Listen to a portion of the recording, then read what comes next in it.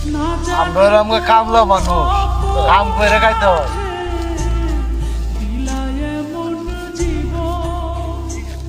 কামলা মানুষ কি কোনোদিন গিরস হইতে পারে? শুধু নসিবেলে আতে তাহলে গিরস হইতে পারে। নসিবেলে আনাতে তাহলে কি আর গিরস হইতে পারে?